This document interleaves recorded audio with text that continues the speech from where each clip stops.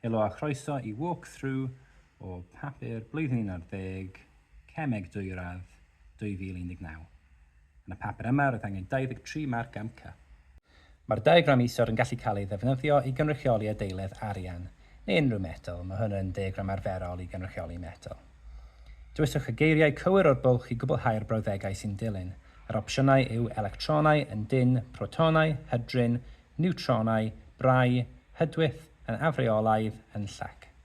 Mae arian yn solid oherwydd bod yr ionau metal wedi pacio yn dyn.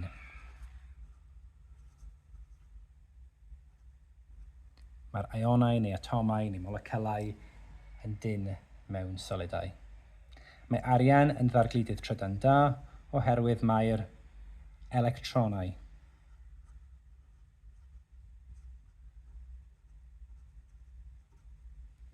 Mae'r electronau wedi dadleoli ac yn rhydd I symud mewn metal. Mae arian yn tolcio dent wrth gael ei fwrw a morthwyl oherwydd ei fod yn hydryn. Malleable yw hydryn mewn Saesneg. Chi'n gallu plygu neu morthwlio fe mewn I siap.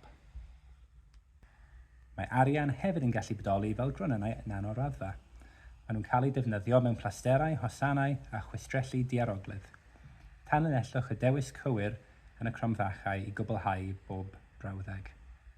Mae maint gronynau arian nanoraddfa yn amrywio o naill ai 1 I 100 mm, 1 I 100 nanometr neu 1 I 100 centimetr. Wel, nanoraddfa yw e, felly nanometr yw'r ateb. Mae priodweddau gronynau arian nanoraddfa naill ai yr un peth yn wahanol neu'n gryfach o'i cymharu â priodweddau arian swmp. Yn yr achos yma, maen nhw'n wahanol. Maen nhw'n brawddeg o'r manaldeb. Rhaid I chi gwybod bod priodweddau gronynau arian nanoraddfa yn wahanol o'i cymharu â priodweddau arian swmp. Rhowch y priodwedd mewn gronynau arian nanoraddfa sy'n caniatáu iddyn nhw cael eu defnyddio mewn plasterau, hosanau a chwistrellu diaroglydd. Wel, maen nhw'n gwrth bacteria.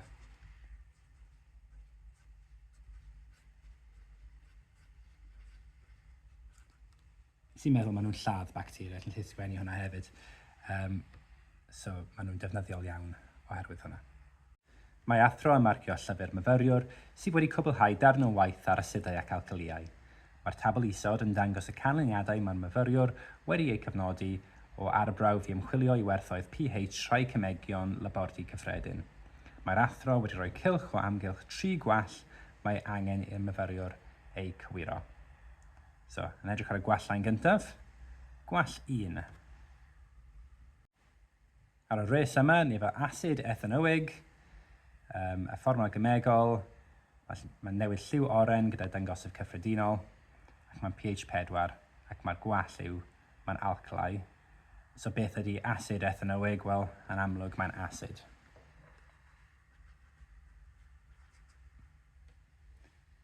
Cwiriad gwall 2. Dŵr. So dylen ni gwybod bod dŵr yn pH 7.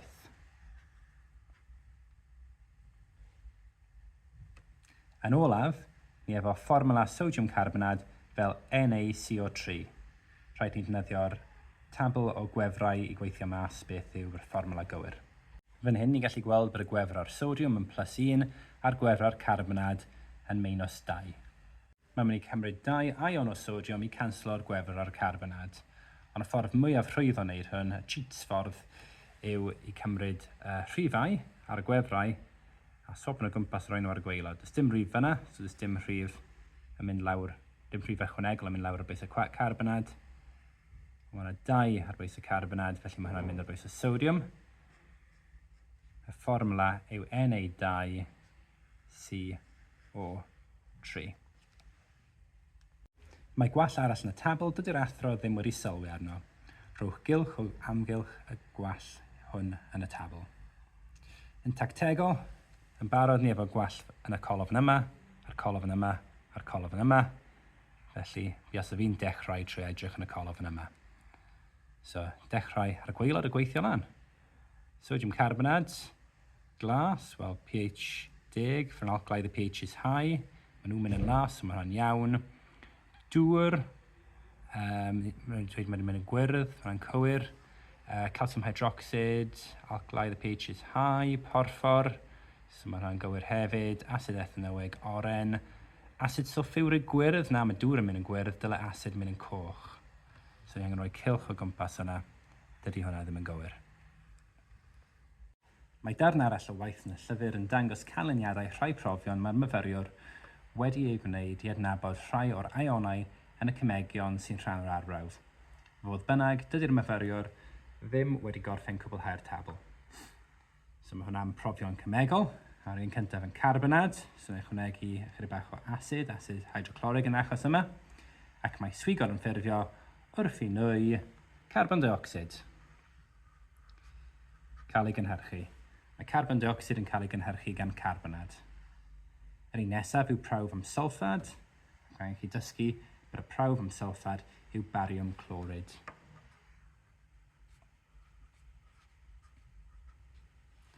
Mae bariwm clorid yn ffurfio gwaddod gwyn gyda ionau sylfad.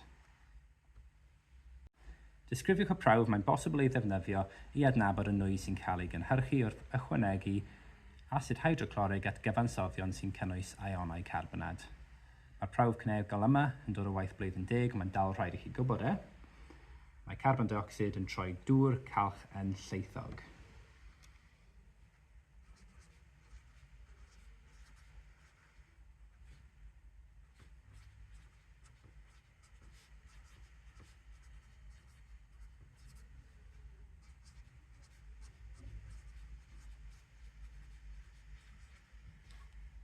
Y darn olaf o waith mae'r arthro yn ei farcio yw arbrawf sy'n ymchwilio i newid yn y tymheredd pan mae metalau gwahanol yn adweithio ag acid hydrochloric.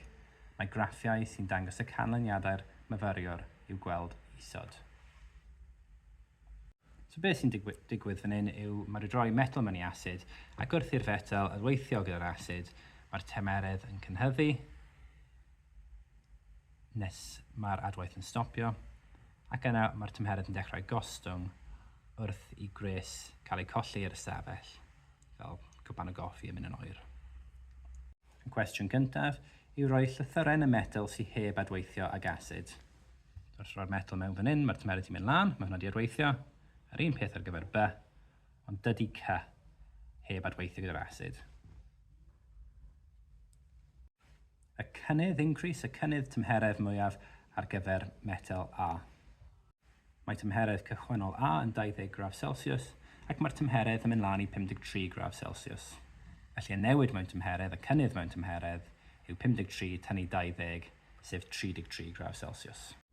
Nodwch y term sy'n cael ei ddefnyddio i disgrifio adwaith sy'n rhyddhau gres. Yr ateb yw exothermeg.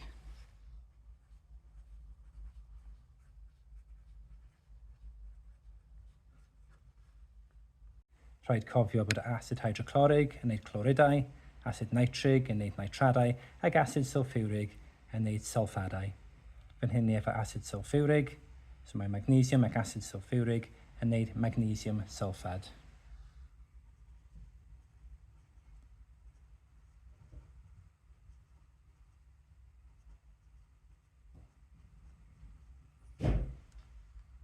Rhowch y prawf sy'n gallu cael ei ddefnyddio i adnabod nwy hydrogen. Dylech chi hefyd nodi'r arsylw a byddwch chi'n disgwyl. So mae'r un yma hefyd yn dod o gwaith Bl11. Mae'n rhaid i chi cofio bod hydrogen yn llosgi gyda pop gwyllyd. Zinc clorid yw'r halwyn sy'n cael ei ffurfio pan mae zinc yn adweithio ag acid hydrochloric. Rhowch ffolmra'r ionau sy'n bresennol mewn zinc clorid. Eto, ni angen gwefrau. So mae zinc yn 2+, a mae clorid yn -1.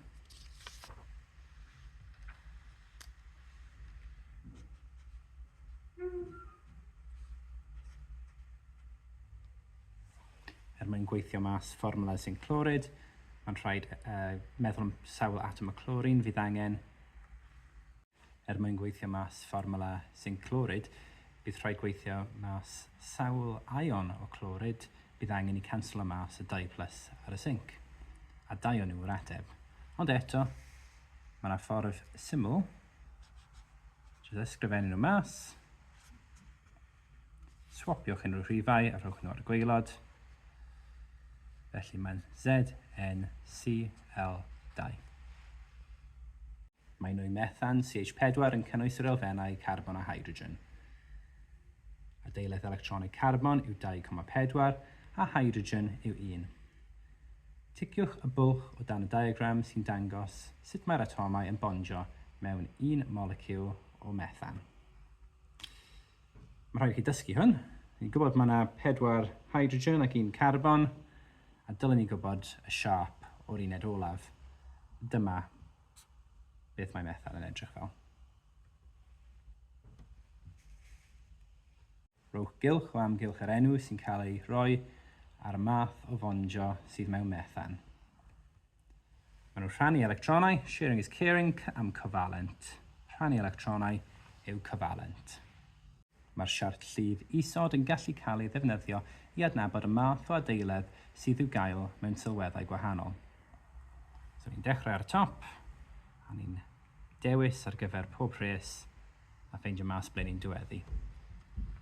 Defnyddiwch y siart llif i gwblhau'r tabl. So ar gyfer A, mae'r ymdoddbwynt yn 2072, mae'n dargludo os yw'n dawdd yn unig. So dechrau ar y top, ydy'r sylwedd yn dargludo trydan os yw'n solid, nac ydy. Oes gan y sylwedd ymdoddbwynt uchel neu isel, 2000 uchel. Ydy'r sylwedd yn dargludo os yw'n dawdd neu wedi hydoddi. Ydy, yr ateb yw ionig enfawr.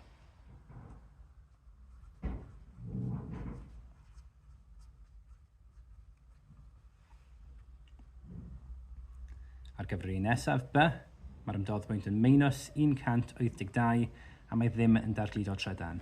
So yn dechrau ar y top, ydy'r sylwedd yn dargludo trydan os yw'n solid, nac ydy.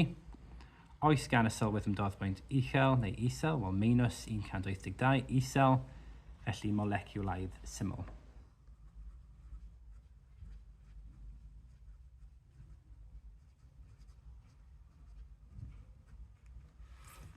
Wedyn ar gyfer C, mae'r ymdoddbwynt yn 1610 a mae ddim yn dargludo trydan. So ydy e'n dargludo trydan os yw'n solid, nac ydy. Oes gan y sylwedd ymdoddbwynt uchel neu isel, uchel.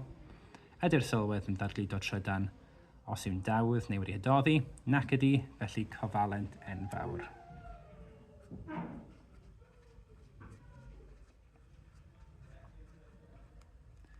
Rhowch lythyrau yn y sylwedd A, B neu C sy'n fwyaf tebygol o bod yn fethan. Wel, mae fethan yn moleciwlaidd syml, mae'n nwy o'r tymheredd ystafell, felly B, y nwy sy'n dod mas o'r tapiau nwy yw methan. Mae bwten, C4H8, hefyd yn cynnwys yr elfennau carbon a hydrogen. Cyfrifwch y canran yn ôl mas o hydrogen mewn bwten. Dyn ni'n gwneud hwn fel unrhyw ganran, rhif bach lluosif y cant rhannu efo'r rhif mawr. Yn yr achos yma, rhif bach yw mas yr elfen a'r rhif mawr yw mas y moleciwl. Wel, yr elfen ni efo diddordeb ynddo yw hydrogen, a mae yna 8 atom o hydrogen a pob un yn pwyso 1. 8 hydrogen, pob un yn pwyso 1. So ni efo 1, lluosi 8, lluosi 100 ar y top. A wedyn ar y gwaelod, mae yna 4 atom o carbon, pob un yn pwyso 12. A mae yna 8 atom o hydrogen, pob un yn pwyso 1. So dyma ein hafaliad. Mae'n werth gweithio mas y moleciwl. 56 yn yr achos yma, ydych chi'n cael marc am hwnna, hyd yn oed os chi'n mynd o'i hwyr rhywun arall. Ac mae hwn yn rhoi canran o 14.3 o hydrogen mewn bwten. Llongyfarchiadau, os chi wedi cael popeth yn iawn hyd yn hyn, chi wedi cael 26 marc yn gywir, felly yn 2019 byddwch chi wedi cael C. Defnydd yw aloi sydd wedi wneud o gymysgedd o elfennau, gyda o leiaf un ohonyn nhw yn fetal. Mae'r tabl yn rhestru cyfansoddiad ar ffurf cyffredin o ddefnyddio aloion gwahanol sy'n cynnwys arian ac aer. Rhowch gylch o amgylch y nifer o aloion sy'n cynnwys elfen o grŵp 4 yn y tabl cyfnodol. Ar gyfer hwn, ni angen y tabl cyfnodol. Dyma grŵp 4 yn cynnwys carbon, silicon, germanium, tin a plwm. Mae'r un yma yn cynnwys tin, dyna un. Mae'r un yma yn cynnwys tin, dyna un arall.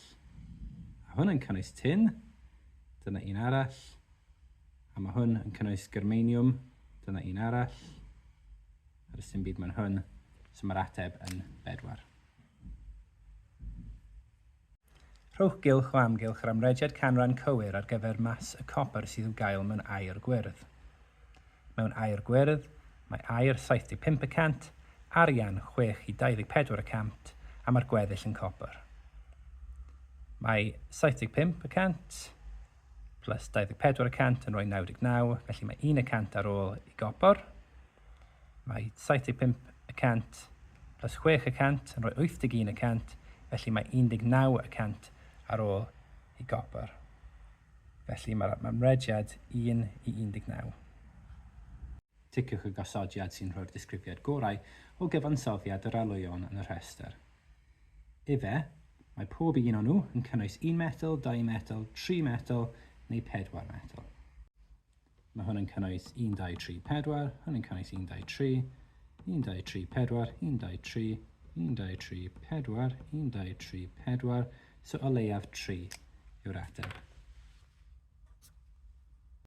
Ticiwch y gosodiad sy'n rhoi'r disgrifiad gorau o ddefnyddio alwyon yn y rhestr i addurno. Ife, bod pob aloi yn cael ei defnyddio i addurno. Ife, pob aloi sy'n cynnwys aur yn cael ei ddefnyddio i addurno. Pob aloi sy'n cynnwys arian yn cael ei defnyddio i addurno. Does dim un o'r alwyon sy'n cynnwys arian yn cael ei defnyddio i addurno. Buas y fi'n mynd trwy y ffordd o defnyddio'r aloi yn y colofn yma, jyst tanlinellu pob un sy'n cael ei defnyddio i addurno i wneud hwn yn digon gyflym. Y peth nesaf nawr yw edrych ar y gosodiadau yn ei dro a gweld os maen nhw'n gywir. Mae pob aloi yn cael ei defnyddio i addurno. Na, nid un ar y top a'r un yma ddim yn cael ei defnyddio i addurno. So nid hwnna yw e. Mae pob aloi sy'n cynnwys aur yn cael ei defnyddio i addurno. Right, aur, aur, dim aur, dim aur, aur, So mae pob aloi sy'n cynnwys aur yn cael ei defnyddio i addurno. So gallwn ni stop o fyna, ond well mynd trwy'r gweddill, jyst i edrych arnyn nhw hefyd. Mae pob aloi sy'n cynnwys arian yn cael ei defnyddio i addurno. So ffeindio rhai gyda arian. Wel na, dy'r un gyntaf fyna ddim yn cael ei defnyddio i addurno, so nid hwnna yw e. Does dim alwyon sy'n cynnwys arian yn cael ei defnyddio i addurno. Arian fyna yn cael ei defnyddio i addurno, so nid hwnna yw e chwaith. So ni'n iawn gyda'r un yma. Mae uniad sodor mewn cylchau drydanol yn cynnwys 0.00011 kg o arian. Defnyddiwch y wybodaeth hon a chyfansoddiad sodor sy'n cael ei roi yn y tabl i gyfrifo mas y tin mewn uniad sodor. So mewn uniad sodor, mae arian yn 5% a mae tin yn 90%. So mae tin yn 18 gwaith yn mwy nag arian.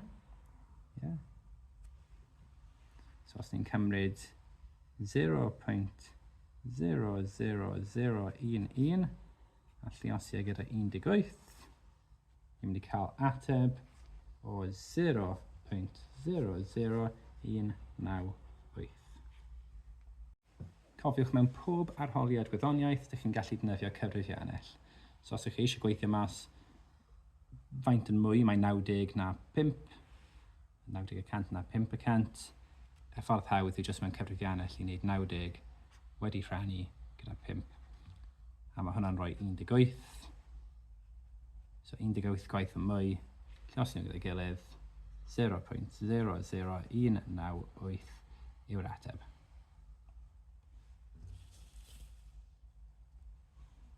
Mwynau metel yw defnyddiau sydd i'w cael yng nghramenau ddaear, ac mae metelau'n cael eu hechdynnu ohonyn nhw. Mae'r tabl canlynol yn rhoi gwybodaeth am rhai mwynau metel cyffredin. Enw'r mwyn metel, metel sy'n cael ei hechdynnu o'r mwyn a fformula'r mwyn. Defnyddiwch y wybodaeth yn y tabl i roi cyfanswm y nifer yr atomau sydd i'w gael yn fformula creolit. So mae creolit fan hyn, Na3Al F6. Mewn creolit mae yna 3 sodiwm, plus 1 aluminium yn neud 4, plus 6 fluorine yn neud 10. Mae yna 10 atom mewn fformula creolit. Enw'r mwyn sy'n cynnwys cymhareb o 1 i 4 o atomau metal i atomau anfetal. So ni efo plwm i glorin, so 1 i 2, copr a haearn i sylffr, so 1 yr 1 fyna. Sodiwm ac aluminium i fluorine, 4 i 6. Potassiwm i nitrogen ac oxygen, a 1 i 4, potassiwm metal, mae nitrogen ac oxygen yn anfetelau. So enw'r mwyn hwnna yw solpitar. Mae'r diagram canlynol yn dangos sut mae electrolysis plwm clorid yn gallu cael ei wneud yn y labordy. Rhowch y rheswm pam angen toddi plwm clorid mwyn i electrolysis ddigwydd. Mae cyfansoddion ionig yn dargludo trydan, neu chi'n gallu gwneud electrolysis arnyn nhw pan maen nhw wedi hydoddi neu ymdoddi, oherwydd mae'r ionau yn gallu symud. Mewn metelau, yr electronau dadleoledig sy'n symud, ond mewn cyfansoddion ionig, yr ionau eu hun sy'n symud. So dyna'r ateb, fel bod yr ionau yn gallu symud. Esboniwch pam mae'r ionau clorid yn symud tuag at yr electrod positif. Wel, mae gan yr ionau clorid gwefr negatif ac mae gwefrau dirprwys yn atynnu. Mae'r hafaliad canlynol yn dangos y broses sy'n digwydd ar yr electrod negatif. Plwm 2 plus 2 electron yn newid i plwm. Defnyddiwch yr hafaliad hwn i nodi beth yw ystyr rhydweithiad. Dylech chi cofio ystyr rhydweithiad? Ennill electronau. Rhydweithiad yw ennill electronau. Ticiwch yr hafaliad sy'n dangos yr adwaith sy'n digwydd ar yr electrod positif. Mae clorid yn negyddol, felly mae'n cael ei atynnu ar electrod positif. Ond mae clorin, fel moleciwl, yn diatomig.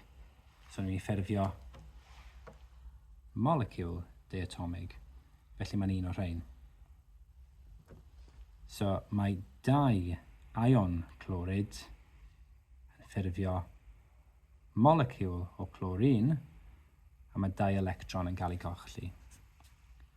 Mae ddim yn yr un yma, oherwydd ni'n ffurfio moleciwl o clorin yn cynnwys 2 atom o clorin, a mae dim ond 1 ion yn mynd mewn, so mae ddim yn cydbwyso.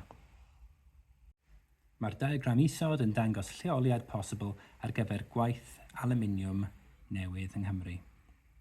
Defnyddiwch y wybodaeth yn y diagram i esbonio pam byddai'r lleoliad hwn yn addas ar gyfer y gwaith aluminium. Maen nhw wir wedi wneud rhan fwyaf o'r cwestiwn hwn i chi. Ardal o 2 fyna, ardal o 2 fyna, doc, dros y môr, lleoliad posibl fan hyn, gorsaf trydan, rheilffordd. Mae angen i siarad am bob un o rhain. Mae'r lleoliad yn agos at ddoc i fewnforio mwyn aluminium o dramor oherwydd does yna ddim mwyn aluminium yn y Deyrnas Unedig. Mae'n agos at orsaf drydan. Mwyn sicrhau cyflenwad trydan rhad oherwydd y symiau mawr o drydan sy'n cael ei defnyddio am electrolysis. Mae'n agos i gysylltiadau rheilffordd. Mwyn gallu allforiol aluminium yn hawdd. Mae cysylltiadau ffyrdd da. Mwyn gallu cludo'r aluminium ac ar gyfer mynediad i'r gweithwyr. Oherwydd mae ardal o 2 yn agos, bydd y gweithlu workforce ar gael. Mae olew crau yn gallu cael ei wahanu i gymysgeddau symlach o'r enw ffracsiynau. Mae ffracsiynau'n cynnwys cyfansoddion hydrocarbon sydd â berwbwyntiau mewn amrediad tebyg. Mae'r tabl yn rhestru priodweddau rhai ffracsiynau sy'n dod o olew crau.